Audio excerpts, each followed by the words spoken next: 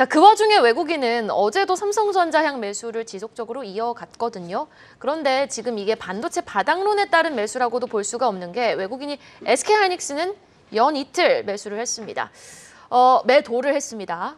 이에 따른 우리가 또 집중해볼 포인트가 있을 것 같은데 어제 장 마감 이후 SK하이닉스가 공시를 해놨습니다. 어떤 내용입니까? 조호진 대표님.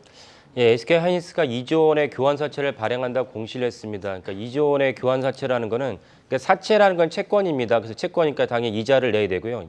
연 1.5% 정도 이자를 내야 되고, 1.75%입니다. 이자를 내야 되고, 그 일정 시간이 지나면 이제 사채를 갖다가 보통주로 이제 전환할 수가 있습니다. 그래서 이런 두 가지라는 어떤 그 금융적인 특징이 있는데요. 그러니까 이제 이번에 발행하는 교환사채를 인수하는 이제 주주라면은 일정 이상 이자도 이제 받을 수 있으면서 그 다음에 보통주로 전환했을 때 상장 차익도 기대할 수 있습니다. 상장 차익을 기다리면 SK하이닉스 주가가 11만 1,180원 이상이 되면 이제 상장 차익을 기대할 수 있습니다. 그러니까 지금 SK하이닉스 주가가 이제 87,000원대이지만 이것이 만 11만 원대, 12만 원 넘어가면 이제 상장 차익과 이제 그 이자도 동시에 이제 얻을 수 있는 장점이 있다라는 것입니다. 근데 이제 문제는 뭐냐면 SK하이닉스가 왜 교환사채 2조 원에 해당하는 큰 물량의 교환사채 발행했느냐가 중요한 것인데 여기에 또 다른 이제 중요한 사안이 무엇이냐면은 SK하이닉스가 4분기 실적을 보면은 4분기 동안에 현금 유치에 8천억 원이나 현금 유치 생겼습니다. 그러니까 우리가 주지하다시피 4분기부터 공식적으로 SK하이닉스가 적자가 됐습니다.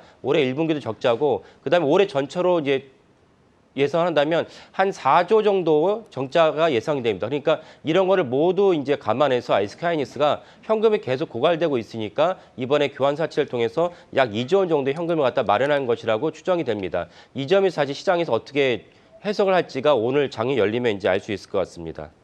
자, 마지막으로 어제 장 마감 이후 나온 공시 하나 더 한번 살펴볼게요.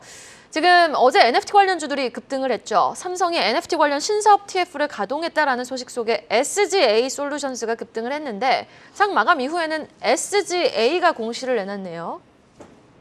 예, SGA 솔루션스가 이제 특허를 취득했다고 공시를 했습니다. 자율 공시인데요. 그 특허는 이제 사실은 공시 의무가 거의 없습니다. 그럼에도 불구하고 이제 공시를 했다는 것은 사실 기업의 어떤 IR 활동을 했다라고 볼 수도 있고 한편은 주주들에게 이제 우리 회사가 이제 좀 좋은 기업이다, 우량한 기업이다 이런 이제 의미에서 이제 공시했다 볼 수 있습니다.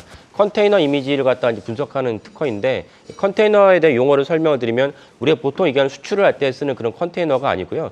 컨테이너랑은 이제 그 컨테인 안에 이제 그 내용물 안을 담고 있다는 그런 뜻이잖아요. 그러니까 그런 오프라인 컨테이너가 아니고 지금도 이제 PC나 이제 스마트폰이나 이런 데서 보면은 거기서 돌아가는 컴퓨터에 돌아가는 모든 총칭을 갖다가 컨테이너라고 합니다. 그러니까 어떤 내용물 갖다가 컴퓨터 환경에서 어떻게 운영할 것이냐라는 걸 컨테이너라는데 거기에 이제 악성 코드가 발생했을 때 이걸 분석하는 특허를 갖다가 취득했다. 우리가 보통 이제 관련된 특허들을 보면은 그 출원이 있고 특허가 있습니다. 그러니까 출원은 사실은 특허가 되기 전인데 특허를 갖다 특허권을 완료했다고 이제 공시를 한 것입니다.